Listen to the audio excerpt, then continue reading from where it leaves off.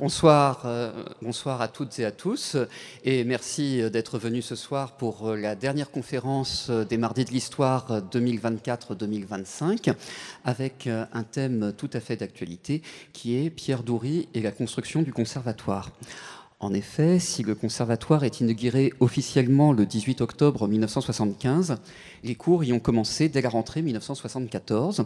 Nous sommes donc ce soir pleinement dans les commémorations du 50e anniversaire de ce haut lieu de la culture saint-maurienne.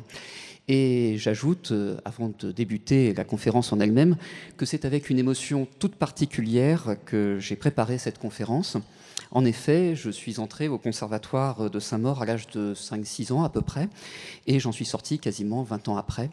C'est dire combien cette institution saint-maurienne a compté dans ma vie, me permettant d'apprendre les rudiments du piano d'abord, de l'orgue ensuite, et je mesure donc la chance que j'ai eue de pouvoir fréquenter cet établissement et, a posteriori, la chance qu'a eu la ville de recruter Pierre Doury comme directeur de ce qui s'appelait alors l'école municipale de musique en 1961. Alors, né le 14 juillet 1925, Pierre Doury est un organiste formé par un autre organiste, évidemment, Alexandre Sellier, qui était membre de la Société Jean-Sébastien Bach et soliste des concerts Colonne, L'Amoureux, Padeloup, etc. En 1961, Pierre Doury tient l'orgue de chœur de l'église Saint-Sulpice à Paris. Il a de solides connaissances en harmonie, puisqu'il a obtenu le premier prix d'harmonie du Conservatoire de Versailles en 1950, avant d'intégrer la classe d'harmonie du Conservatoire national supérieur de Paris.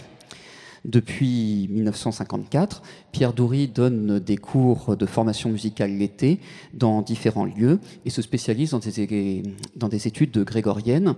Et on peut dire aussi qu'il dirige plusieurs festivals et plusieurs académies de musique, mais toujours l'été. C'est également un compositeur reconnu dont les œuvres sont régulièrement diffusées à la radio. Alors sur cette photo, on voit le groupe Pentacorde qu'il a fondé. Alors si vous regardez, vous avez Jacques Boisgalet qui est debout à gauche, Pierre Doury qui est assis à côté de lui. Ensuite, vous avez Bernard Val qui est debout penché sur la partition de Pierre Doury. Vous avez René Maillard qui est assis. Et vous avez enfin Clermont-Pépin qui est debout. Et à eux cinq, ils forment le groupe Pentacorde. Pierre Doury enregistre plusieurs disques dont vous pouvez écouter des extraits sur le site Gallica de la BNF et si ça fonctionne, nous allons pouvoir en écouter un extrait. Vous avez ici de vieux Noëls populaires qui ont été harmonisés par Pierre Doury, interprétés par l'ensemble vocal féminin Pierre Doury, c'est marqué, et nous allons pouvoir normalement entendre.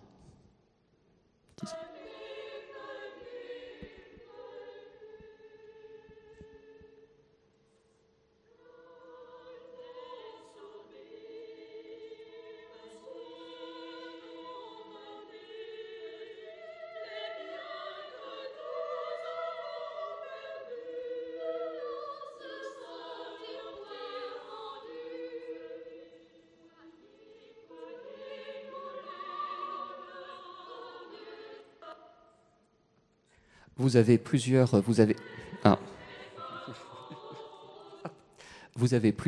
extraits de ces disques. Il y a 3 disques qui ont été en partie numérisés sur le site de la Bibliothèque nationale de France, donc sur Gallica. N'hésitez pas à regarder. Vous avez 2 messes également.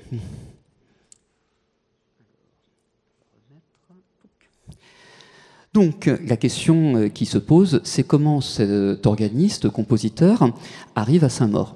Eh bien, c'est très difficile de le dire avec certitude, puisque les archives de la ville sont particulièrement muettes sur le sujet. Il n'a manifestement répondu à aucun concours de recrutement, puisque c'est la ville qui lui a proposé le poste. Et là, comment ne pas y voir la main d'Alexandre Sellier, qui à l'époque est inspecteur de l'enseignement musical dans les conservatoires de province, organiste très réputé, on l'a vu, et surtout, comme je vous l'avais expliqué, ancien professeur d'orgue de Pierre Doury.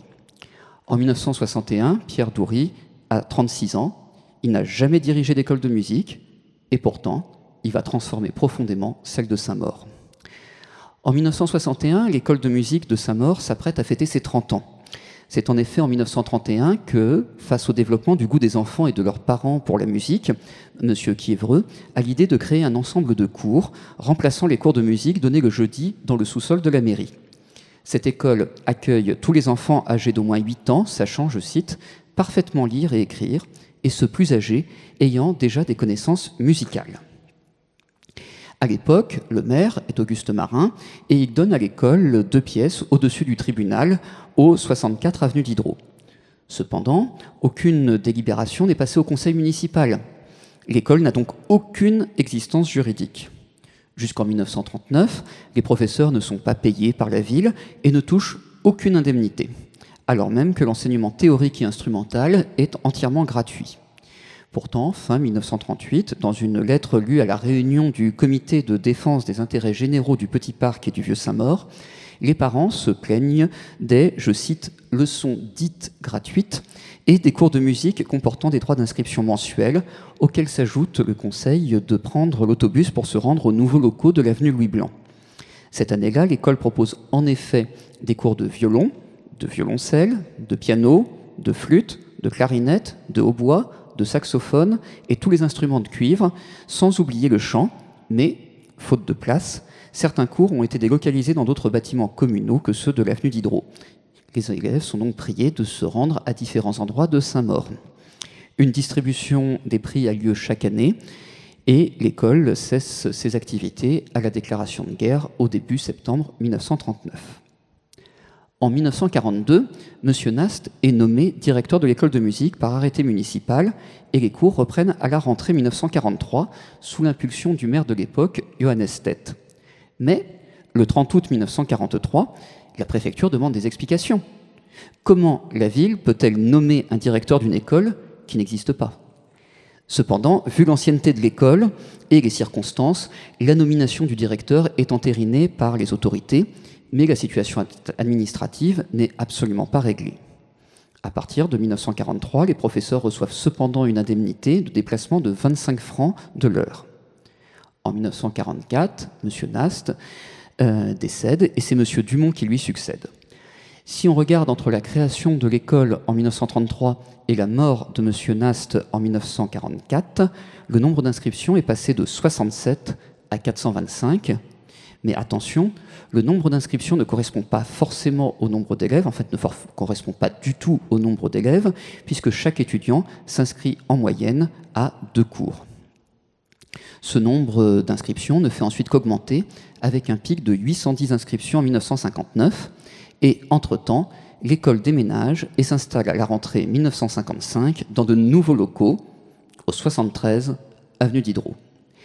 Ces nouveaux locaux sont ceux d'une ancienne institution de jeunes gens dirigée par Paul Bonnet. À la mort de ce dernier, l'établissement est loué par sa veuve à la municipalité à partir du 30 mai 1942. Le bail est renouvelé en 1948 et 1951. La ville y a en effet installé sa cuisine centrale et, je cite, « la maison des vieux ». En octobre 1953, le fils de la propriétaire, locataire au 103 rue Mailleux, a reçu congé de son propriétaire pour avril 1954. Il souhaite donc soit récupérer l'école dont il est copropriétaire avec sa mère pour y habiter, soit vendre le bâtiment à la commune afin de se construire ailleurs un pavillon. Après d'âpres négociations, la propriété est acquise par la ville au début de l'année 1955. L'ensemble est affecté à l'école de musique après de sérieux travaux de rénovation. Alors comment fonctionne l'école de musique ? Eh bien, le règlement intérieur nous donne quelques petites informations. Les professeurs sont ainsi recrutés sur titre par le directeur et leur nomination est ratifiée par le maire. L'enseignement est donné gratuitement par les professeurs qui touchent cependant une indemnité par heure de cours. Le dévouement de ces professeurs à l'égard de leurs élèves est absolument total et une ancienne élève que j'ai eu la chance de rencontrer se souvient parfaitement d'être allée répéter chez son professeur de piano de nombreuses reprises, mademoiselle Anne Holtz, plus d'une fois en sus de ses cours et elle appréciait ces leçons supplémentaires offertes par ce professeur. L'arrivée de Gilbert Noël à la tête de la mairie va changer radicalement les choses. En 1959, Gilbert Noël gagne donc les élections avec une liste d'union. Et dès le 1er avril 1959, ce n'est pas une blague, le conseil municipal décide la création d'un poste de secrétaire pour l'école municipale de musique. Et honnêtement, il était temps. Il y a alors 810 inscriptions, réparties dans 89 cours de musique théorique et instrumentale et 8 classes de danse classique. Ce secrétaire est chargé des inscriptions, de la répartition des élèves dans les cours, du contrôle des présences et de toute la correspondance. C'est également à lui qu'est confiée l'organisation des examens de fin d'année. Et enfin, il a la charge des auditions et des concerts. Il ne manque donc vraiment pas de travail. Le 1er septembre 1959, messieurs Dumont, donc le directeur de l'école de musique, et monsieur Quiévreux, le secrétaire, écrivent à Pierre Turotte, qui était maire adjoint, et à Philippe Véron, qui est le premier maire adjoint de Gilbert Noël, pour les remercier des projets envisagés par la majorité pour l'école de musique. Je vous cite un petit extrait de cette lettre qui a été lue en conseil municipal, parce que je la trouve extrêmement éclairante.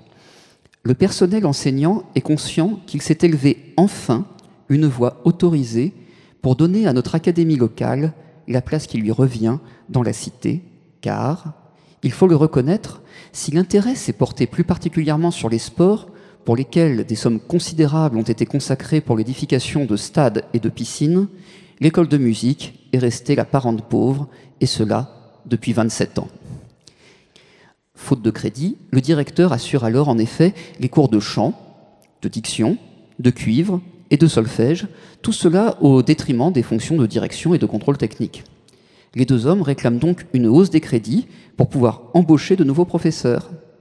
Ils sont entendus et la ville augmente les subventions. Les auteurs de la lettre se plaignent également de l'acoustique de la salle des fêtes de la mairie où nous nous trouvons actuellement et qui sert alors de salle de spectacle. Elle est tellement mauvaise qu'il est impossible d'y organiser des concerts, un comble pour une école de musique. Les deux rédacteurs profitent enfin du courrier pour demander une hausse des indemnités horaires perçues par les professeurs, sachant que ces indemnités avaient déjà été relevées en 1945, en 1949, en 1955 et en 1958. Cette hausse a lieu l'année suivante, passant de 500 à 1000 anciens francs. On est en effet dans une période de forte inflation. Monsieur Dumont remercie chaleureusement le conseil municipal et, en tant que président des sociétés musicales, réclame alors une hausse des subventions pour celles-ci. Là encore, il est entendu. Et ces associations voient leurs aides passer de 1 million de francs en 1959 à 1,5 million en 1960, puis 1,760 millions en 1961. Mais Pierre Turotte, en examinant les comptes des dites sociétés, constate que la hausse des subventions a surtout permis une hausse des indemnités de leur président. En outre, quand il demande pourquoi les sociétés musicales ne se confrontent pas avec d'autres étrangères à la commune, M. Dumont lui répond qu'il ne veut pas se couvrir de ridicule. L'absence de recrutement à l'harmonie ou à la symphonie musicale étonne également l'élu municipal. M. Dumont explique qu'il faut des années pour former un musicien et que l'école ne peut donc fournir de nouveaux membres, mais qu'il suffit de payer des artistes qualifiés résidant à Paris. De 1959 à 1961, la ville paye donc des intervenants extérieurs, car dans le même temps, aucune adhésion n'a lieu dans les sociétés, dont la déroute a en réalité débuté dès 1955. Il faut donc payer à chaque représentation 6 à 15 musiciens extérieurs pour, je cite, « boucher les trous », y compris lors des commémorations officielles. Les élus se plaignent d'ailleurs régulièrement en conseil municipal du massacre de la Marseillaise par ces sociétés musicales. Comme rien ne change, avant la rentrée 1961, de nombreux membres de ces associations écrivent à la mairie pour indiquer que, sans changement, ils iront se produire ailleurs. La situation donc des sociétés musicales n'est pas brillante, mais du côté de l'école de musique, ce n'est guère mieux. Les meilleurs élèves s'en vont souvent rapidement. Un ancien élève, lauréat du Conservatoire de Paris, explique à un autre élu municipal, M. Dupourquet, je cite, « J'ai été très heureux de trouver l'école de Saint-Maur quand il m'a fallu débuter pour apprendre l'ABC de la musique. C'est une chose qui m'intéressait, que j'ai suivie parallèlement à d'autres études, et, arrivé à un certain stade, je n'ai pas pu trouver à l'école de Saint-Maur les éléments qui m'étaient nécessaires. J'ai été obligé d'aller ailleurs, alors que j'aurais été heureux, étant au lycée Marcelin Berthelot, de pouvoir continuer ses études parallèles. » Malgré de lourds investissements depuis 1959, on l'a vu, Pierre Turotte et Gilbert Noël comprennent qu'il est indispensable de tout changer. Durant l'été 1961, il demande donc à M. Dumont, qui est alors âgé de 75 ans, de démissionner afin de réformer l'école. Il souhaite recruter un directeur jeune, hautement qualifié et spécialiste de l'enseignement musical pour réorganiser et contrôler l'école afin de lui permettre de se développer. Il recrute donc Pierre Doury, musicien de talent, mais comme je vous l'ai expliqué, n'ayant dirigé que des stages d'été et aucune école de musique. Le 26 septembre 1961, tous les professeurs de l'école sont réunis autour de Pierre Turotte, maître adjoint, qui leur présente leur nouveau directeur. Beaucoup d'entre eux apprennent ainsi le changement de direction. Premier choc. À cette occasion, Pierre Doury prend la parole, se présente et explique qu'il est nécessaire de voir quelles sont les compétences exactes des professeurs de l'école de musique. Ils passeront donc tous un examen. Deuxième choc. Cet examen a lieu le 10 octobre suivant. Chaque professeur passe devant un jury assez relevé, composé donc de Pierre Turotte, qui est le maire adjoint, mais surtout de Solange Schwartz, qui est alors professeur de danse au Conservatoire national de Paris, d'Alexandre Sellier, inspecteur honoraire des conservatoires nationaux, de Gaston Poulet, professeur de musique de chambre au Conservatoire national supérieur de Paris, chef d'orchestre, Pierre Lothier, professeur d'harmonie au Conservatoire national de Paris, Désiré Donden, chef de musique des Gardiens de la Paix de Paris, et évidemment Pierre Doury, nouveau directeur de l'école de musique. Franz Borieux, directeur de la chorale de Saint-Maur, les assiste. C'est lui qui fait entrer les professeurs et qui assiste aux entretiens, qui sont extrêmement rapides. 3 minutes, environ. Sur l'ensemble des professeurs, un seul obtient le droit de pouvoir discuter plus longuement avec le jury. Il s'agit de M. Véran. 2 professeurs sont dispensés d'examen, M. Morin et Paul Siguier, qui sont à la fois premier prix du Conservatoire national supérieur de Paris et membres de l'orchestre de la RTF.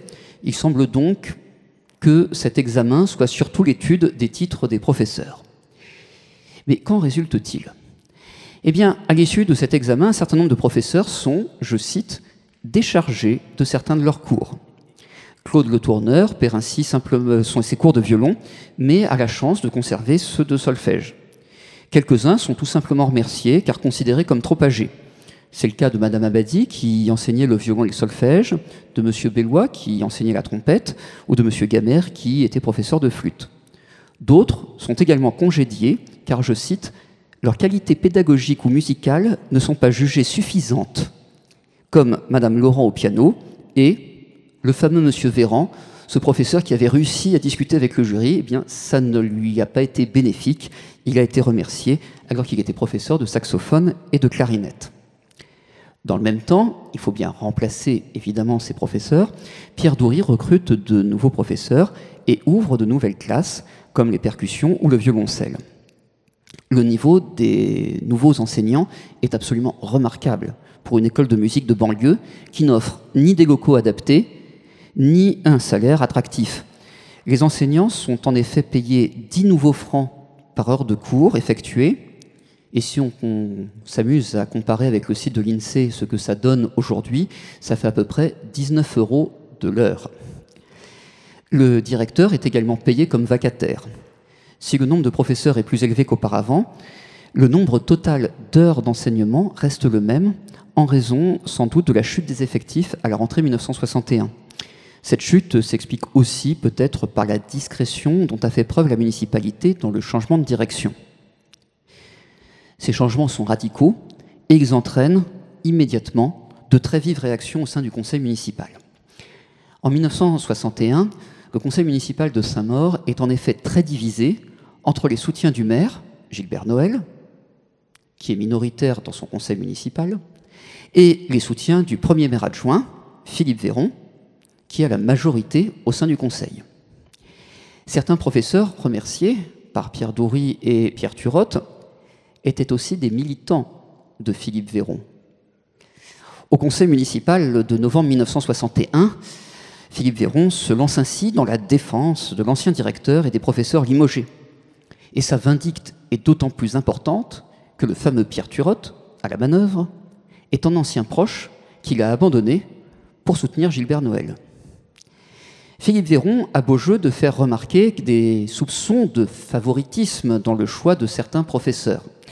Ainsi, Gérard Poulet et Jacqueline Sellier sont respectivement fils de Gaston Poulet et fille d'Alexandre Sellier, qui étaient tous deux membres du jury qui a jugé les aptitudes des anciens professeurs.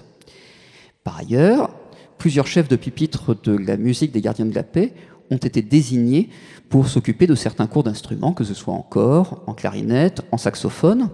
Or, Désiré Donden, qui est à l'époque le chef de la musique des Gardiens de la Paix, était lui aussi membre du jury. Le 20 novembre 1961, le conseil municipal désapprouve donc les décisions prises par le maire et émet le vœu que soient réintégrés le directeur, qui, je vous le rappelle, avait 75 ans, et les professeurs licenciés. Il refuse le vote de tout crédit nouveau destiné à l'école de musique, tant que complète satisfaction n'aura pas été donnée au conseil municipal. Le risque est donc la fermeture pure et simple de l'école de musique, faute de crédit. Vous noterez donc que le recrutement de Pierre Doury et des nouveaux professeurs n'est pas vraiment garanti et la pression des opposants est excessivement forte. Gilbert Noël ne se laisse pas impressionner et maintient en place Pierre Doury et les nouveaux professeurs. Du coup, en janvier 1962, lorsque Pierre Turotte propose le vote en conseil municipal des indemnités de licenciement, l'opposition, mettant sa menace à exécution, refuse de voter l'ouverture de crédit, redisant sa volonté de réintégration des personnels. L'école de musique devient alors un élément important de la campagne des municipales anticipées de 1962, qui sont gagnées par Gilbert Noël contre Philippe Véron. Au-delà des querelles politiques, ce sont deux visions diamétralement opposées d'une école de musique municipale qui s'affrontent alors. Pour Philippe Véron, une école de musique municipale est destinée à donner aux enfants le goût de la musique et absolument rien d'autre. L'école de musique de Saint-Maur n'a donc pas vocation pour lui à préparer au Conservatoire national supérieur de Paris, et le conseil municipal n'a qu'à octroyer quelques bourses aux enfants qui souhaiteraient se diriger vers cette voie. Ce n'est clairement pas la voie retenue par Gilbert Noël et Pierre Turotte lorsqu'ils nomment Pierre Doury. Ils ont des ambitions, évidemment, beaucoup plus hautes. La première année à la tête de l'école de musique de Pierre Doury n'a donc pas été de tout repos, c'est le moins qu'on puisse dire. D'autant qu'il est alors un directeur vacataire, remerciable à tout moment. En plus des querelles politiques qui empoisonnent la vie de l'école, il doit faire face à plusieurs défis. L'école traverse en effet une très mauvaise passe. Les effectifs sont en chute. S'il y avait 810 inscriptions en 1959, elles n'en sont plus que de 488 au 1er octobre 1961, soit seulement 317 élèves. Certaines classes qui auparavant étaient à 30 élèves sont tombées à 15, certaines à 5. Par ailleurs, Pierre Doury reste très occupé à l'extérieur et ne peut pas toujours venir aussi souvent qu'il conviendrait. Certains professeurs, recrutés après la rentrée des cours, ont hérité des horaires définis par leurs prédécesseurs qui ont été remerciés. Ces horaires ne sont pas toujours compatibles avec leurs autres activités. Certains cours sont donc régulièrement déplacés. Parfois, les professeurs titulaires, lorsqu'ils sont retenus à Paris, se font remplacer par de très jeunes gens, des anciens élèves certainement. Enfin, les examens organisés par Pierre Doury sont jugés trop difficiles par beaucoup d'élèves. Dans son journal, L'Indépendant de la banlieue sud, Philippe Véron n'hésite pas à dire, je cite, que l'on parle, dans les milieux autorisés, d'une éventuelle démission de M. Doury qui commence à se rendre compte de la situation où on l'a mis. Et ça, c'est écrit en février 1962. Pourtant, lueur d'espoir, les inscriptions repartent à la hausse et en janvier 1962, l'école compte 432 élèves pour 629 inscriptions. 1962, c'est donc la deuxième victoire de Gilbert Noël, et pour l'école de musique, c'est un nouveau départ. Cette victoire de Gilbert Noël permet d'envisager plus sereinement l'avenir de l'école de musique. Le 10 juillet 1962, soit un mois après la victoire électorale, le nouvel Haut Conseil municipal décide d'organiser un concours de recrutement pour l'école de musique. Il s'agit de pouvoir donner le statut de fonctionnaire au directeur et donc de cesser de le payer comme vacataire. Le directeur sera ainsi plus difficile à remercier et sera également bien mieux payé. À l'issue de ce concours de recrutement, où le suspense était évidemment à son comble pour savoir qui serait choisi, c'est-à-dire Pierre Doury, évidemment, et Amable Massis, qui est altiste et compositeur et également inspecteur général de la musique à la direction des arts et lettres du ministère des Affaires culturelles, suggère que l'école de musique municipale devienne conservatoire municipal de musique. Ce que le conseil municipal approuve le 7 novembre 1963. Derrière l'adoption du terme conservatoire, transparaît un changement d'objectif. Offrir non seulement une éducation musicale aux Saint-Mauriens, mais aussi préparer ceux qui en sont capables à envisager une carrière musicale. Même si en 1962, un conservatoire n'est pas juridiquement différent d'une école de musique, il tend à s'en distinguer par un enseignement plus structuré et plus exigeant. Le terme conservatoire plus prestigieux valorise donc l'établissement et met en lumière les ambitions de la commune. À partir de 1961, le nombre d'élèves ne cesse d'augmenter. À l'époque, et vous en avez un exemple ici, de grandes affiches sont placardées dans toute la ville pour présenter les différents cours offerts. Mais en 1965, Pierre Doury ne s'arrête pas au simple affichage dans les rues, mais écrit à tous les instituteurs de la ville pour qu'ils fassent la promotion du conservatoire. Je cite son courrier envoyé à tous les instituteurs de la ville. « Il n'est nullement question d'un enseignement hautement spécialisé destiné uniquement aux jeunes qui envisagent de faire une carrière artistique. Au contraire, il s'agit principalement de donner à tous une certaine culture artistique de base, complémentaire de celle qu'ils reçoivent chez vous concernant leur développement intellectuel. » Cette politique de communication massive porte ses fruits. À la rentrée 1965-66, on a largement dépassé le chiffre de 1959, ce qui représente un effectif total de près de 800 élèves. De nouvelles classes sont ouvertes, comme celles de chœur, d'harmonie, de basson, de guitare, de contrebasse et d'histoire de la musique. À la rentrée 1963, c'était l'ouverture d'une classe de musique de chambre, avec comme professeur Jean Barthes, ou celle d'alto, avec comme professeur Roger Roche, deux pointures de l'époque. De nouveaux professeurs sont également recrutés dans certaines disciplines en tension, comme le piano, avec le recrutement pour la rentrée 1966 de Louis Noël Belaube, qui est donc pianiste et compositeur, et de Maurice Blanchot, lui aussi pianiste et compositeur, et qui rejoignent donc le conservatoire. Si les effectifs explosent, si le nombre de cours augmente, les locaux, eux, restent identiques. L'ancienne pension de l'avenue Diderot est vraiment devenue trop exiguë. Et surtout, les bâtiments ne sont absolument pas adaptés à une école de musique, la minceur des cloisons interdisant une pratique instrumentale convenable. Il faut donc agrandir les locaux. Ce constat est évidemment ancien, mais au début des années 60, la ville hésite. Faut-il construire une nouvelle école ou faut-il agrandir celle qui existe ? La ville va donc charger son architecte, Jacques Beckmer, qui réside au 35 avenue de Lattre de Tassigny, de réfléchir à une reconstruction de l'école de musique, et c'est ce que vous voyez ici.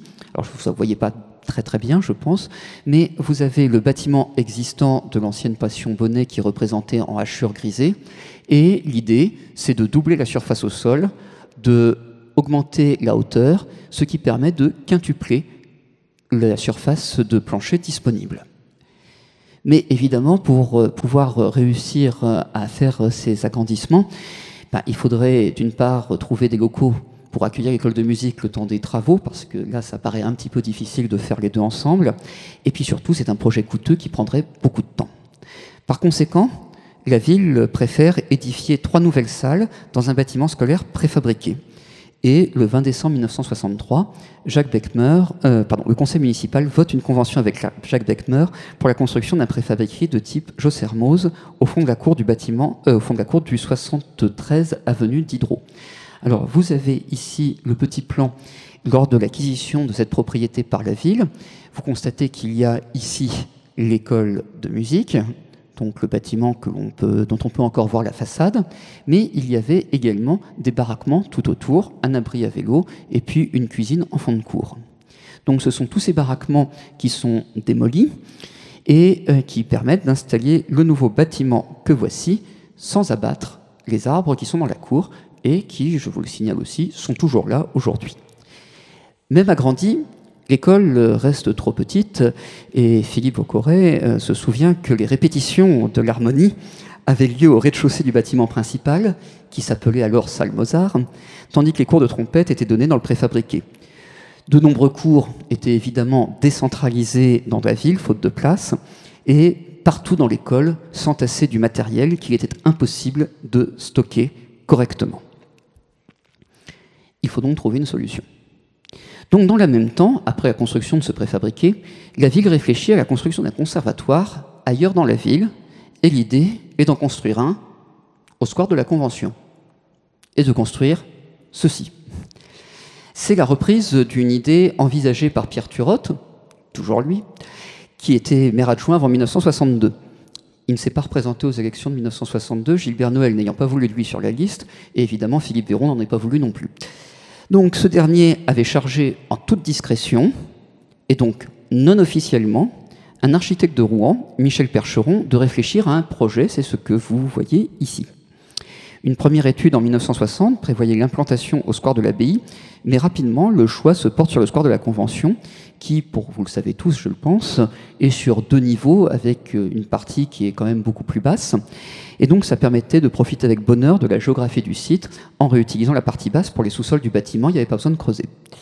À l'époque, Michel Percheron se demande quand même, la démarche n'étant absolument pas officielle, s'il sera payé. Et Philippe Véron, qui est premier adjoint, le rassure, vous serez payé, monsieur, il n'y a aucun problème.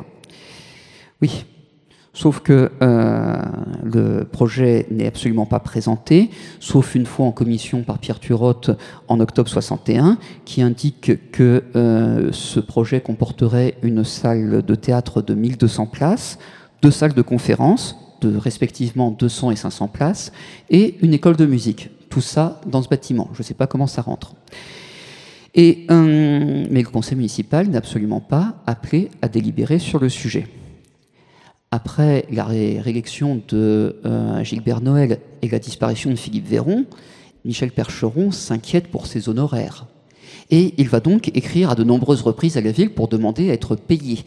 C'est comme ça que Gilbert Noël découvre tout le projet et qu'il demande à avoir copie de tous les courriers échangés pour se monter un petit dossier contre Philippe Véron. Il en profite. Et tout cela est soigneusement aux archives.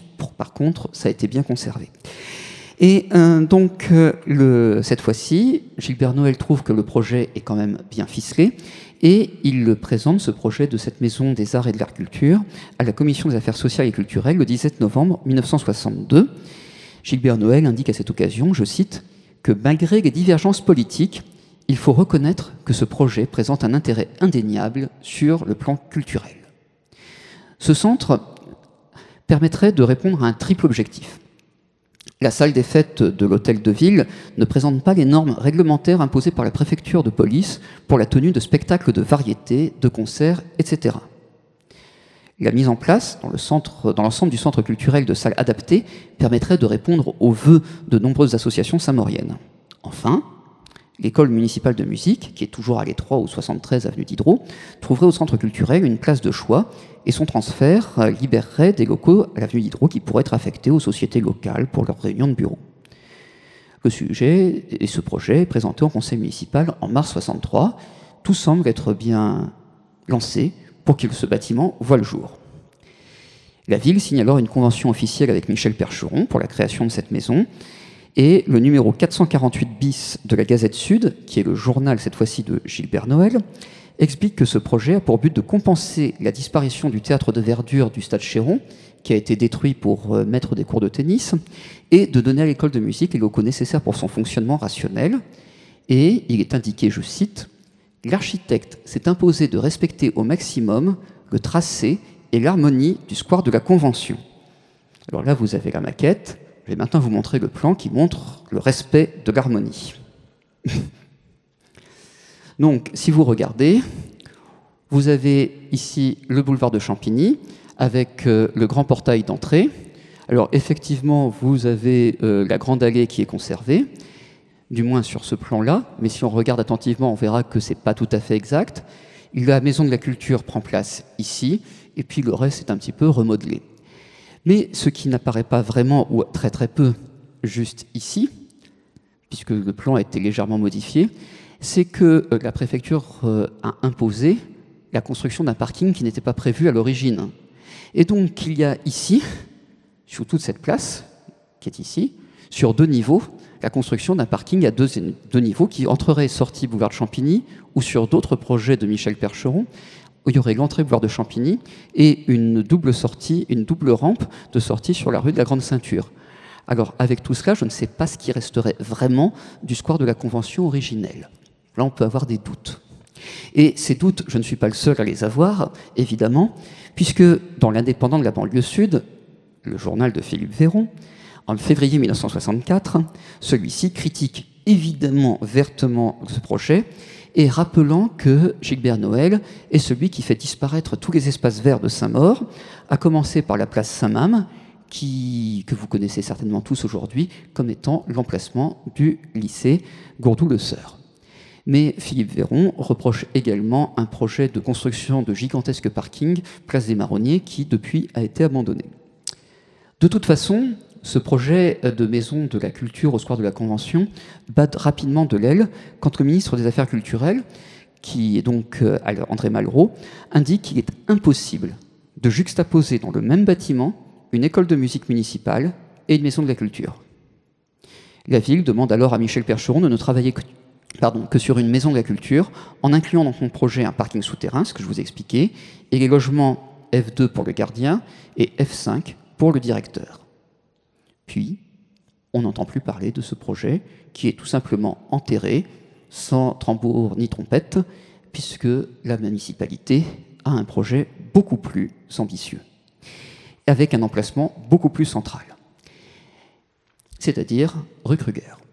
Dès 1959, donc on va revenir un petit peu en arrière, à la suite de l'élection de Gilbert Noël, Philippe Véron, premier adjoint, avait lancé une procédure d'expropriation pour acquérir les terrains des 16, 18 et 13, 15 rue de la Liberté, ainsi que le 25 rue Kruger, afin non pas d'y construire un conservatoire, ça ne l'intéressait absolument pas, mais pour y construire ceci, c'est-à-dire 2 barres d'immeubles de 8 étages. Vous avez ici la rue de la Liberté, le boulevard de Créteil est à peu près ici, la rue Kruger qui est là, et les 2 barres d'immeubles qui sont ici. Philippe Véron adore les barres d'immeubles et dans sa correspondance publique avec un certain nombre d'agents immobiliers, à l'époque, il demande qu'on lui signale tous les grands terrains permettant de construire des tours ou des barres. Et surtout d'ailleurs auprès des personnes, les terrains qui appartiennent à des personnes âgées et des veuves de guerre. C'est bien signalé. Donc, les règles du plan directeur intercommunal numéro 10 mettent cependant à mal ce projet au milieu des années 60, puisqu'il n'est plus possible désormais de construire dans cette zone des immeubles de plus de 3 étages. Le prix de revient au mètre carré des appartements devient dès lors beaucoup trop élevé pour que l'opération soit rentable. Par conséquent, le 11 juin 1968, la ville abandonne la procédure d'expropriation, qui est relancée le 27 février 1969. La société Volcan, qui occupe les anciennes usines Gourdou-Le-Seur, est en effet en liquidation judiciaire et les terrains qu'elle occupe pourraient convenir pour la construction d'une école nationale de musique.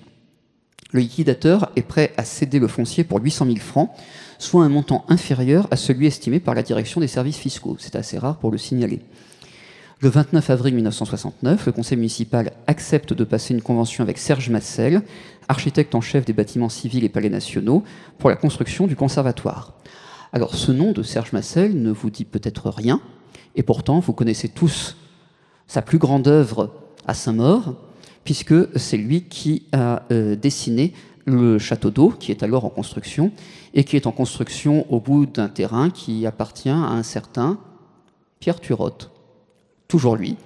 Et si je vous le signale, c'est tout simplement parce que ça lui a valu la joie, l'honneur d'être interviewé dans une émission de l'ORTF, La France Moche, et vous pouvez le trouver sur Internet. Donc vous verrez Gilbert Noël défendre le château d'eau et Pierre Turotte se plaindre de la construction de ce bâtiment hideux d'après lui, au bout de son jardin. Donc comme ça, vous pourrez voir sa tête et entendre le son de sa voix. Donc, dans sa séance du 24 avril 1970, le conseil municipal approuve l'avant-projet de construction d'un conservatoire de musique sur ces terrains. Ce n'est cependant... Alors, pardon, si vous voulez voir où est le conservatoire, vous avez ici la place du Maréchal Juin, vous avez ici la rue Kruger, ici la rue de la Liberté, et le conservatoire se trouve donc ici, et le théâtre là. Donc, ce n'est que le premier élément d'un ensemble d'équipements culturels dont l'implantation est envisagée sur la quasi-totalité du pâté de maison que j'ai défini. Ici, boulevard de Créteil, ici, rue de Solferino, rue Miscavel et rue de la Réunion, tout cet ensemble, tout ce pâté de maisons doit quasiment, mis à part 2-3 maisons qui sont épargnées, doit servir à un ensemble culturel. C'est-à-dire que la ville envisage d'exproprier tout le monde. Qu'est-ce que la ville souhaite construire à cet endroit? Elle souhaite construire un conservatoire, ça on l'a vu. Elle souhaite construire un lycée municipal dédié à la musique. Elle souhaite construire une école d'art plastique et elle souhaite y construire un musée. Et le projet évolue rapidement avec la construction d'un théâtre.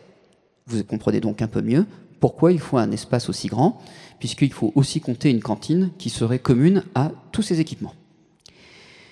Donc ce vaste projet a tout son sens, puisque dans le même temps, la ville envisage la construction non loin de là, d'une école, d'un groupe scolaire, le groupe scolaire de la Porte Blanche, qui prendrait place ici. Alors pourquoi un groupe scolaire à cet endroit? Bien tout simplement parce qu'il faut construire un collège dans le quartier du Parc, que ce collège il n'y a pas assez de place. Et donc l'idée de la ville, à cette époque, c'est de fermer l'école des Tilleuls, l'école primaire des Tilleuls, de la raser et de construire un collège à la place. Si on rase l'école des Tilleuls, il faut bien mettre les enfants ailleurs, sachant qu'il y a de plus en plus d'enfants à l'époque. Et c'est pour ça que la ville construit l'école du Parc Est, dans un premier temps, et envisageait la construction d'une deuxième école à la Porte Blanche, projet qui ne s'est jamais réalisé parce que les parents d'élèves ont râlé très très fort, et donc le projet a été enterré face à la bronca des parents. Mais néanmoins, c'est un projet qui est à l'époque, et donc ça a tout son sens. Donc, pour réaliser tout cela, la ville commence déjà à racheter un certain nombre de parcelles et passe une convention d'urbanisme avec Serge Massel qui est approuvée le 2 décembre 1970. Cependant, cet aménagement remet en cause un très vieux projet de la ville imaginé en 1931, le prolongement de la rue de la Liberté jusqu'à la place du 8 mai 1945. C'est ce que j'ai représenté avec des petites hachures rouges. La rue de la Liberté, qui s'arrête donc ici, serait prolongée, traverserait l'avenue Miscavel, la rue de la Réunion, et atterrirait place du 8 mai. Donc Jacques Pénet, qui est architecte et membre du conseil municipal, le regrette, car la rue de la Liberté est la seule voie prévue au sud pour cette place. Je cite Jacques Pénet, « En conséquence, si nous ne prolongions pas cette voie, nous enlèverions à cette place du 8 mai une partie de sa nécessité, ou tout au moins, elle ne répondrait plus tout à fait à ce que doit être une place. Vers une place, en général, les voies convergent. Or actuellement, place du 8 mai, on a l'avenue Foch, et au nord, l'avenue Paul Doumer et l'avenue Joffre. Au sud, on n'aura rien si nous rejetons la prolongation de la rue de la Liberté. » Mais là, Gilbert Noël lui répond qu'il ne serait pas très opportun de faire traverser un ensemble culturel comme celui-là par un boulevard, donc par des bruits et donc des nuisances. En outre, ce prolongement gênerait considérablement la construction du groupe scolaire projeté à la Porte Blanche. Vous avez vu, ça traverse les terrains en plein milieu. Et les terrains nécessaires au percement de cette rue seraient bien plus utiles, d'après Gilbert Noël, à la réalisation d'un plateau d'éducation physique ou d'espaces verts. Un autre membre du conseil municipal tense vertement Jacques Pénet, c'est M. Morestin, en rappelant que le conseil municipal a réclamé la fermeture des axes le long des écoles lors de la sortie des enfants. C'est donc un projet ancien qui, je le rappelle, est devenu réalité après 2020. Il a fallu attendre quand même 50 ans. Il est donc illogique de vouloir prolonger et élargir la rue de la Liberté afin qu'elle coupe le futur groupe scolaire en deux. Quant à la place du 8 mai, elle existe déjà en 1970 et sert d'ailleurs, je cite une nouvelle fois Gilbert Noël, de dépotoir des camions PTT et autre chose de ce genre. Ça donne une belle image de cette place. L'élargissement et le prolongement de la rue de la Liberté sont donc abandonnés. Et on va donc pouvoir construire enfin un conservatoire. Le préfet approuve le projet de construction du conservatoire le 3 décembre 1971, mais le 23 février 1972, le directeur départemental s'émeut de l'absence de parking. Serge Massel, architecte maître d'œuvre, a conçu le conservatoire pour pouvoir faire face à une hausse des effectifs, mais il a oublié le parking, qui doit venir dans un second temps avec le théâtre. Et donc Serge Massel va rassurer le préfet et les services préfectoraux en indiquant que le parking pourra se faire et on pourra mettre 200 places de voitures dans les terrains qui ont été déjà achetés par la ville et qui seront un peu nivelés. Et la préfecture se satisfait de cette réponse. Quand on voit les terrains, j'ai des gros doutes sur le fait qu'on puisse mettre 200 voitures. Mais bon. Donc, l'idée, c'est de construire un conservatoire qui puisse répondre à la hausse des effectifs. Et donc, Serge Massel l'a conçu pour cela. En effet, il y a eu un doublement entre 1961 et 1972 du nombre d'élèves, et la mairie attend un deuxième doublement entre 1972 et 1982. Vous aviez 414 élèves en 1961, 813 en 1970, 1390 à la rentrée 1976. C'est vous dire l'engouement et le succès du conservatoire. Donc le bâtiment que vous voyez ici, vous avez les plans d'origine, il y a eu des petites modifications depuis, occupe 2000 m² au sol pour 5000 m de surface utile, qui sont répartis en 3 éléments constitutifs distincts, qui sont articulés autour d'un hall d'accès principal. Vous avez en effet les locaux administratifs et l'auditorium, qui sont accessibles au public sans avoir besoin de pénétrer plus loin. On rentre dans l'école par ici, vous avez la partie administrative, comme toujours, qui est à votre gauche, et vous avez l'auditorium à votre droite, et vous n'avez pas besoin d'aller ailleurs. C'était voulu dès le départ. Vous avez ce bâtiment administratif qui comprend les bureaux de la direction, le secrétariat, avec son hall d'accueil, qui a disparu, et de renseignement, sa salle d'attente, qui a aussi disparu, et sa salle des professeurs, vestiaire, sanitaire, logement du gardien et logement du directeur. Le bâtiment d'enseignement, lui, est installé un petit peu plus en arrière. Il est ici. Alors, il comprend 31 salles d'études sur 3 niveaux. Dans l'avant-projet, il n'était prévu d'équiper en matériel, en instruments, en tables, en chaises, que les salles du rez-de-chaussée et de l'étage. Mais face à la hausse des effectifs, dès 1962, le projet Prinal prévoit d'équiper toutes les salles pour pouvoir faire face immédiatement à l'augmentation du nombre d'élèves. Il comprend également une salle de danse, une salle d'art dramatique, une salle de percussion qui a été disposée à l'écart pour permettre la pratique instrumentale des percussions sans déranger les autres cours, et également un foyer des élèves et une bibliothèque. La sonorisation des salles a fait l'objet de soins extrêmement attentifs. Chaque salle est ainsi équipée d'un sas qui filtre efficacement les bruits, ce qui permet au couloir de rester globalement silencieux. Et de même, la structure même du bâtiment a été conçue de manière à ce qu'il soit impossible d'entendre quoi que ce soit d'une salle à l'autre. Et pour l'époque, c'est plutôt pas mal. L'auditorium, quant à lui, comprend 440 places, un foyer et 5 cabines techniques au sommet, dont une qui est prévue pour recevoir toutes les installations permettant une retransmission de l'ORTF. On est quand même très moderne. C'est une entreprise saint-maurienne qui est chargée de la construction. C'est l'entreprise Quillery, qui a été fondée en 1863 par le maçon berrichon Émile Quillery, qui se charge des travaux. Pour la petite anecdote, cette entreprise a été rachetée en 1986 par la Société auxiliaire d'entreprise, et Quillery fait aujourd'hui partie du groupe Eiffage, qui est un des leaders mondiaux de la construction. Donc, on a quand même eu affaire à une entreprise qui était sérieuse. Le coût total, après certains dépassements de devis, plus l'inflation, est finalement de 16,3 millions de francs. Alors, la construction de ce conservatoire va permettre à Pierre Doury de créer de nouveaux cours. Je vous l'ai dit, Pierre Doury est un organiste. Il souhaite donc former des élèves à cet instrument. Il demande donc, en 1973, à Gaston Litez d'établir la composition du grand orgue de l'auditorium, construit par le facteur Dagnon González. Gaston Litez, c'est le second prix de Rome de composition en 1938. Et cette année-là, c'est un autre compositeur évidemment, mais de renommée internationale qui remporte le Grand Prix, c'est-à-dire Henri Dutilleux. Et Gaston Litez est néanmoins le premier candidat aveugle à être récompensé d'un prix de Rome. C'est quand même assez exceptionnel. Et donc,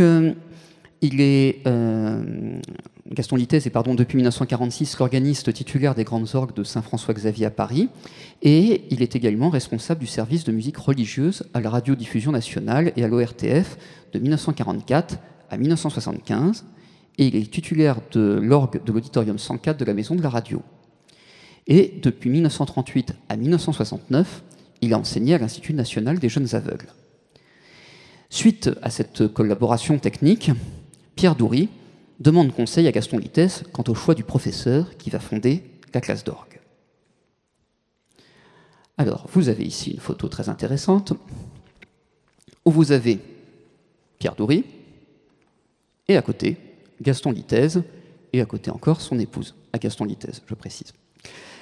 Donc, Pierre Doury va voir le maître, qui est alors âgé de 66 ans, et celui-ci lui répond « Ben, moi ». Et donc, vous imaginez la joie de Pierre Doury d'accueillir comme professeur, fondateur de la classe d'orgue de son conservatoire, Gaston Littès. Pourquoi est-ce que Gaston Littès accepte? Certainement parce qu'il souhaite retrouver le contact avec les jeunes et l'enseignement. Ça fait depuis 1969 qu'il n'enseignait plus. Et par ailleurs, à l'époque, il y a déjà des contraintes budgétaires dans le service public. Et donc, face à ces contraintes budgétaires, il avait décidé d'abandonner ses fonctions à la radio. Ça lui laissait donc beaucoup de temps libre et il souhaitait conserver une importante activité. Fonder une classe d'orgue était donc absolument l'idéal. Mais ce n'est pas la seule nouveauté d'enseignement dans ce nouveau conservatoire. Dans le même temps, Pierre Doury fonde une classe d'ondes Martenot qu'il confie à Jeanne Loriot, qui est probablement la meilleure interprète de cet instrument, et également la belle-sœur d'Olivier Messiaen, un grand compositeur qui a beaucoup composé pour l'orgue, mais aussi pour les ondes Martenot. Alors maintenant qu'on a le conservatoire, maintenant qu'on a les professeurs, les élèves on les avait déjà avant, il faut maintenant faire une inauguration, et donc c'est ce qui va arriver en 1975. Mais avant de faire l'inauguration, il faut donner un nom à ce conservatoire. Et donc, dans sa séance du 19 décembre 1974, le conseil municipal décide de donner le nom d'Alexandre Sellier au conservatoire de Saint-Maur. En effet, l'école a été conçue en fonction de sa nouvelle pédagogie appliquée et comment nier son rôle dans le développement de l'école. Et en plus, c'est un organiste et le conservatoire est doté d'une classe d'orgue. Et cette classe d'orgue, je cite la délibération du conseil municipal et les discussions, jouera un rôle primordial dans le rayonnement de notre conservatoire. Saint-Maur est donc particulièrement redevable de cet organiste, et c'est donc lui rendre hommage n'est donc que justice. Alors, je vous l'ai dit, si les cours débutent en 1974, l'inauguration officielle a lieu le 18 octobre 1975. Vous avez de nombreuses personnalités officielles, à commencer par le préfet du Val-de-Marne, Jean Vaudeville, qui sont invités au conservatoire pour une petite visite privée. Et ensuite, vous avez un concert dans l'auditorium, où vous avez également, à l'issue de ce concert, de nombreux discours qui sont prononcés. À la sortie de l'auditorium, donc après les discours, vous avez enfin le dévoilement de la plaque avec le profil d'Alexandre Sellier, qui se trouve d'ailleurs toujours au même endroit, dans le hall du conservatoire, en bronze. On ne la voit quasiment pas, mais je vous invite la prochaine fois que vous irez au conservatoire à l'observer. Ça ressemble fortement au médaillon que je vous ai montré, sauf qu'il y a ses dates de naissance et sa date de décès qui sont indiquées, son année de naissance et de mort. Et enfin, un vin d'honneur est prévu à 18h, non pas au conservatoire, mais dans la salle des conférences de l'hôtel de ville, c'est-à-dire pas ici, mais dans ce qui est actuellement le bureau de monsieur le maire. Tandis que le service d'ordre est réalisé par les appariteurs de la mairie, qui sont secondés du personnel du conservatoire. Alors, vous allez me dire, un conservatoire, une inauguration au conservatoire, une inauguration avec des discours, avec un concert, on est dans quelque chose de tout à fait classique. Oui, mais Pierre Doury ne va pas s'arrêter à ce classique.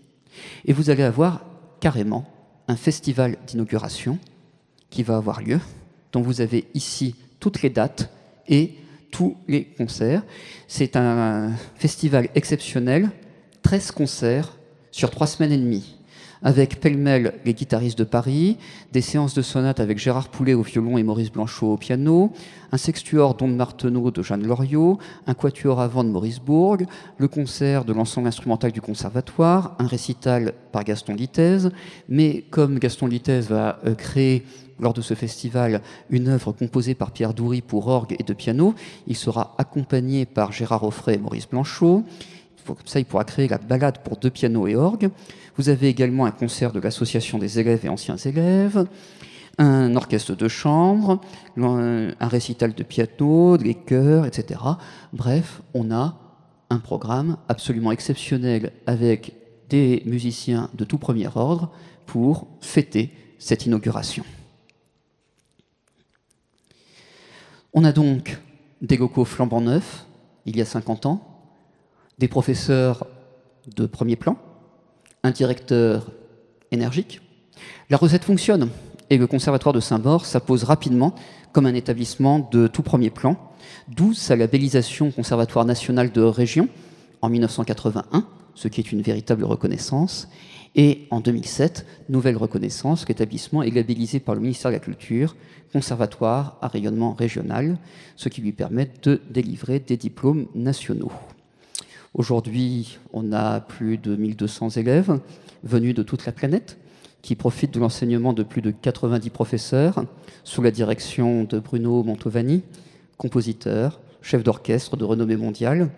Et donc, depuis 50 ans, le Conservatoire demeure un acteur majeur de la vie culturelle de la ville qui participe à son rayonnement à Saint-Maur, dans le Val-de-Marne, en France et dans le monde entier.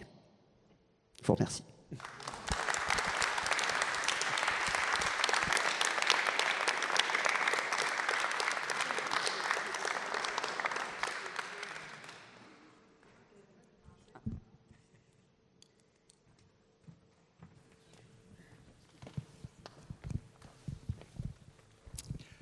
Oui, merci. Merci pour ce moment d'hommage à Pierre Doury. On l'attendait depuis très longtemps. Je dis on parce que moi aussi, en 1964, j'ai poussé les portes du 73 rue Diderot et j'ai accompagné toute la construction du conservatoire de 74 puisque on va faire dans l'ordre. J'ai été élève là-bas et puis j'ai été prof pendant 25 ans au CRR. Et puis comme la roue tourne, eh bien, ma fille a été élève au CRR et elle aussi est prof maintenant au CRR. Donc en fait, voilà, c'est une histoire qui est très liée à la personnalité de Pierre Doury. Très mauvais chef d'orchestre, on est tous d'accord, mais personnage qui nous fascinait, c'est-à-dire qu'il avait une prestance incroyable. Il nous impressionnait un petit peu, on avait du respect, respect pour l'homme, respect pour le compositeur, respect pour le directeur. Mais il avait cette tendresse en lui qui était absolument incroyable et que sa femme aussi avait, Marie-Thérèse avait absolument la même chose. Et je pense que ce qu'il avait tout compris, tout à l'heure vous avez dit que le nom du conservatoire avait changé dans les années 60 d'école de musique au conservatoire. Alors, c'est exact, bien sûr. Faut voir pourquoi il a changé. C'est qu'en fait, il y a eu un alignement des planètes absolument incroyable dans ces années-là. Il ne faut pas oublier qui était ministre de la Culture. C'était Malraux. Mais il ne faut pas oublier qu'il y avait un binôme avec Malraux. Et que ce binôme qui était absolument incroyable, c'était son... Alors, on n'appelait pas ça le directeur de la musique à l'époque, c'était horrible, on disait le chef de la musique. C'est le directeur de la musique, c'est Marcel Landowski. Alors, Marcel Landowski, pour certains, ça ne se parle peut-être pas vraiment. C'est celui qui a permis à l'enseignement musical en France de se structurer. J'ai failli dire de se restructurer, non, parce qu'il ne l'était pas. Donc de se structurer. C'est-à-dire que Landowski, sous l'impulsion de Malraux, a demandé aux villes, aux municipalités, à tout le maillage territorial qui avait des petites structures pas très bien organisées, vous l'avez dit très très bien, avec des conflits politiques ô combien difficiles à gérer. Et moi, en tant que responsable syndical au conservatoire, j'ai assisté à des choses très croustillantes et des luttes de pouvoir absolument, dont le conservatoire faisait des frais, la culture étant la variable d'ajustement classique. Donc Malraux a eu cette intelligence de déléguer à Landowski la mission de structurer l'enseignement musical en France. Et sur la région parisienne, il y a 3 conservatoires qui ont bénéficié de ça. Bien évidemment Boulogne, puisque Landowski était directeur, donc on n'est jamais mieux servi que par soi-même. Il y a eu Versailles dans un deuxième temps, mais il y a eu aussi Saint-Maur. C'est-à-dire que l'appellation école de musique conservatoire, c'est aussi, j'allais dire, un petit peu grâce à Landowski, ce binôme hyper important, comme l'a été 20 ans plus tard un binôme qui a fait énormément de bien à l'enseignement de la musique, c'est le binôme Jack Lang et Maurice Fleuret. Maurice Fleuret a eu aussi l'intelligence de poursuivre le travail de Marcel Landowski en lui donnant une autre orientation. On n'est pas là pour parler de ça. Moi, je voudrais m'attacher un petit peu à ce que m'a apporté moi en tant qu'homme, pas simplement en tant que musicien, la présence de Pierre Dory. Pierre Dory, c'était cet homme qui était capable de nous dire un samedi à 18h, alors qu'on était en fin 73, il était 18h, on finissait une répétition d'une symphonie de Mozart qu'il avait massacrée comme d'habitude, et puis nous aussi, joyeusement, et nous dire, bon, on va s'arrêter là, mais on va visiter le chantier du futur conservatoire. Et nous, c'était en 74, j'avais 20 ans, pas tout à fait, peu importe. Et on allait visiter tous ensemble le chantier que vous avez montré tout à l'heure, et on montait sur une chose absolument impossible aujourd'hui. Il avait ce côté très humain, il avait cette volonté de se dire, voilà, je vais y arriver, et vous allez y arriver avec moi. Et la grande force de Pierre Dory, ça a été de créer une génération. Alors oui, certes, on est tous passés par le CNSM, je ne compte pas le nombre de musiciens dans les grands orchestres, toute la famille Moraguès et j'en pense. Enfin, tout le monde est passé par là, mais c'est plus que ça. Pierre Dory, c'est aussi celui qui a amené la musique sur la ville. Cette salle qui est épouvantable, celle dans laquelle on se trouve, c'est une horreur. Enfin, moi, j'ai joué le concerto de Bartók là, à l'alto. Je peux vous dire que je pense que le jury entendait plus le piano que mon alto. Je ne devais pas avoir beaucoup de son, mais bon, l'acoustique était épouvantable. Dans cette salle, grâce à Pierre Dory, pour la première fois, j'ai entendu l'Orchestre de Paris jouer Daphnis et Chloé, dirigé par Celibidache. Ça, c'est des émotions qui resteront à vie.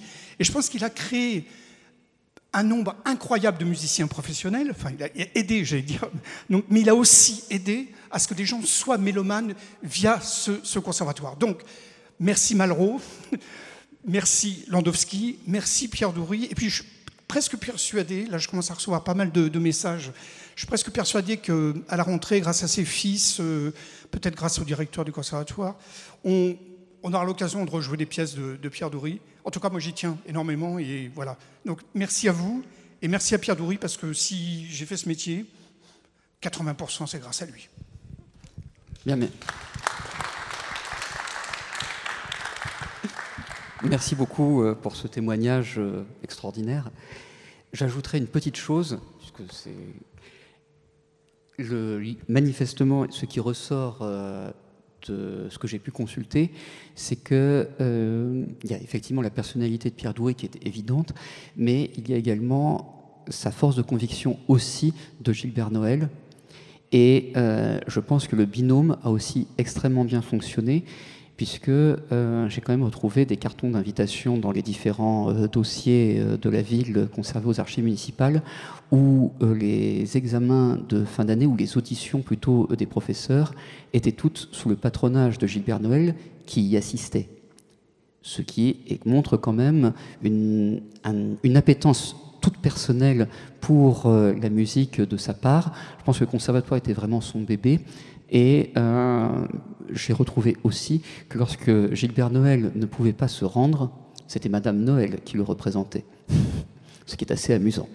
Donc il y a aussi ce lien très fort qui a permis de construire le conservatoire tel qu'on le connaît, mais c'est une facette de Gilbert Noël qui a totalement disparu et qu'on a totalement oublié, puisqu'on ne garde que d'autres facettes de la personnalité multiple, on va dire, de ce maire, mais pas forcément celle-ci, et elle est, je pense, véritablement une vraie sincérité de sa part, donc c'est le petit compliment que je tenais à ajouter.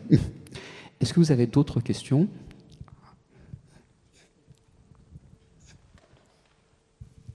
Merci Aurélien d'abord pour ce moment si bien documenté. On entend ta passion dans la voix, ça fait grand plaisir. Je voudrais rebondir sur ce qui a été dit tout à l'heure, sur le fait que l'Orchestre de Paris est venu ici. Il y a encore en salle des sociétés musicales, n'est-ce pas, cher Philippe, des affiches d'une saison d'opéra, d'opérette. Et tout ça a disparu en fait. Et quel était l'opérateur ? Je pose la question de façon très... sans aucune malice, qui invitait des formations extérieures à la ville de Saint-Maur à venir jouer, même dans cette salle qui, à l'évidence, résonne trop. Quand est-ce que ça s'est arrêté aussi ? Quand est-ce que finalement, Saint-Maur s'est dit, nous sommes un territoire à l'intérieur d'une boucle et surtout, restons à l'intérieur de notre boucle ? Alors, bonne question, dont j'ai en partie la réponse, coup de chance. Donc, je n'ai pas abordé dans la conférence parce que sinon ça aurait duré trop longtemps, mais qui est abordé dans le petit opuscule, qui est disponible à la sortie, j'en profite.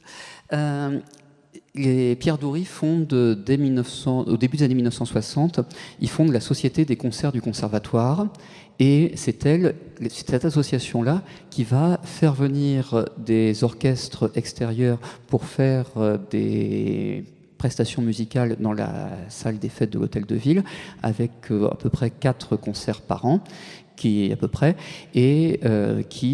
gère également l'orchestre du conservatoire, n'est pas géré par le conservatoire, mais est géré par cette société, etc. De même que tout le festival d'inauguration que je vous ai présenté ici était géré par la société des orchestres du conservatoire. Donc c'est une association qui était dirigée par Pierre Dory et dans laquelle vous aviez également Maurice Blanchot, plus quelques autres, qui géraient cela. Donc on a quelques traces aux archives, en particulier le bilan financier du festival d'inauguration, qui, vous avez vu, est quand même extrêmement ambitieux et qui a quand même réussi l'exploit de dégager un bénéfice. Oui, et donc, ça c'est pour la création, et ça va se continuer pendant un moment.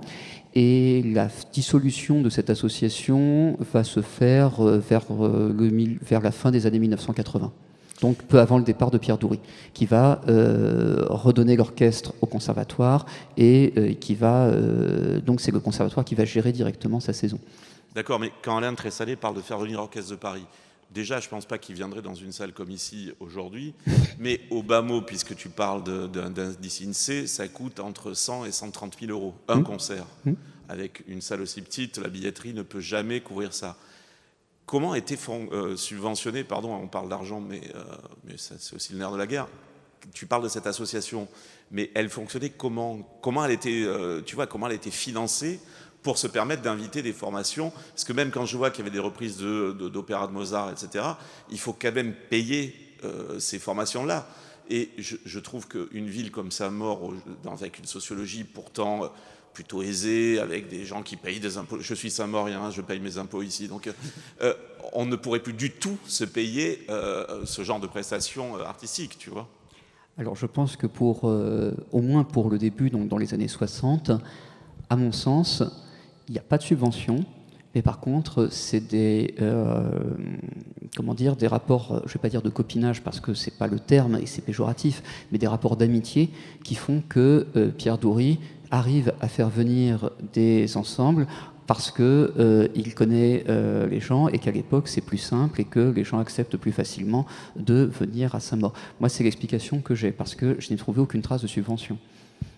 Et en tout cas, il y en a peut-être eu, mais on n'en voit pas ni dans les délibérations du conseil municipal, ni dans les documents de cette société des concerts du conservatoire qui sont déposés aux archives municipales, sachant que ces documents se résument à une grosse pochette cartonnée avec rabat. Donc ça fait à peu près, il n'y a même pas 1 centimètre d'épaisseur. Donc autant dire que c'est très lacunaire. Donc, si je puis me permettre, on te commande pour l'an prochain une conférence sur les invitations de formation permanente parisienne ou étrangère dans la vie culturelle saint-maurienne et leur historique. Je pense que ça pourrait être extrêmement intéressant. Alors, je n'en doute pas, mais je suis sûr que c'est au conservatoire que se trouvent les archives, et donc le monsieur le directeur serait mieux placé pour cela. On n'a pas d'archives au conservatoire, justement, parce qu'on n'a pas les locaux pour, mais ça c'est un autre débat. Mais on n'a pas d'archives au conservatoire. Rectifier, puisque étant juste un petit peu plus ancien qu'Aurélien, il y a des choses que j'ai connues. Dans les années 60, c'est pas Pierre Dory et le conservatoire qui sont les moteurs, c'est le théâtre.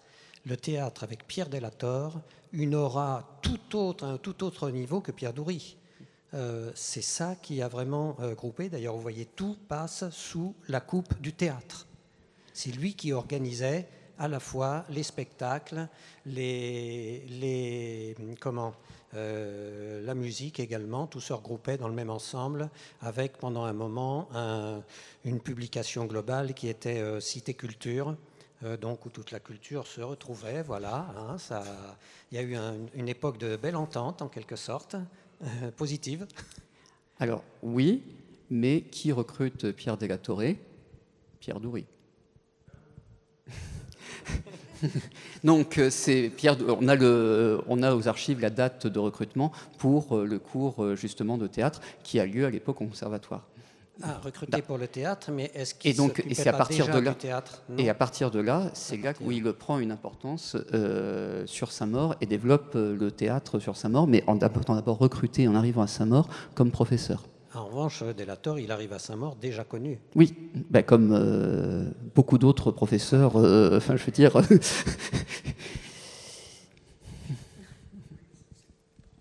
Oui, c'est justement ça qui était incroyable. C'est-à-dire que dans la petite affiche que vous avez passée, que j'ai gardée moi dans ma chambre d'ado, si vous regardiez le nombre de musiciens qu'il y avait Pierre Truisse qui était à l'Orchestre de Paris, Gérard Poulet, on ne le présente même plus, c'est soliste international. Il y avait, vous disiez Jean Barthes, il était violoncelle solo à l'Orchestre de Paris, Jean. Il était violoncelle solo.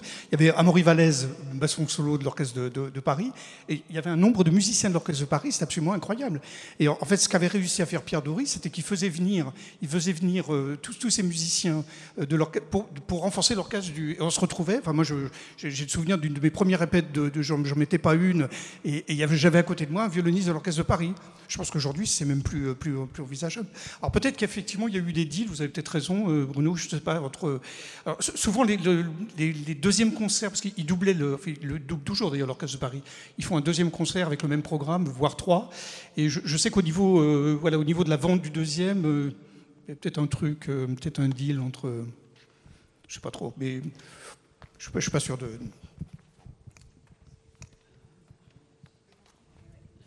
Ça ne peut pas être une structure associative qui, même à l'époque... Ah bah non, c'est impossible. Comme disait Aurélien... Ah, c'est impossible. Qui fasse venir ça. Le théâtre est une structure de production, mais ça interroge sur la production d'un théâtre qui faisait, en fait, visiblement une production musicale assez forte. Il faudrait voir les archives. Malheureusement, les archives sont aussi excessivement lacunaires. Ah oui, les archives du théâtre, mais les archives du théâtre, oui, il faudrait voir si on a, sur cette période-là, avant la création du théâtre tel qu'on le connaît, qui, lui, est beaucoup plus tardif. Donc, pas sûr. Est-ce que vous avez d'autres questions? Le théâtre, lui, c'était ici, sa salle. C'était la salle du théâtre, oui, avec des gradins aux deux extrémités opposées, ce qui résolvait beaucoup de problèmes d'acoustique.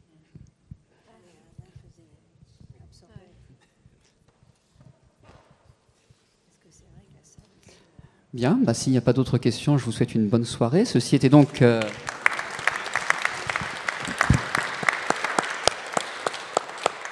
Ceci était donc la dernière conférence des Mardis de l'Histoire de la saison 2024-2025, mais j'ai quand même une bonne nouvelle en avant-première à vous donner, c'est que en 2025-2026, il y aura une nouvelle saison avec 5 conférences, et désolé monsieur le directeur, il n'y en aura pas sur la Société des concerts du Conservatoire, mais sur bien d'autres sujets que vous aurez le plaisir de découvrir fin août, début septembre dans la brochure culturelle. Voilà, je vous remercie et je vous souhaite un très bel été.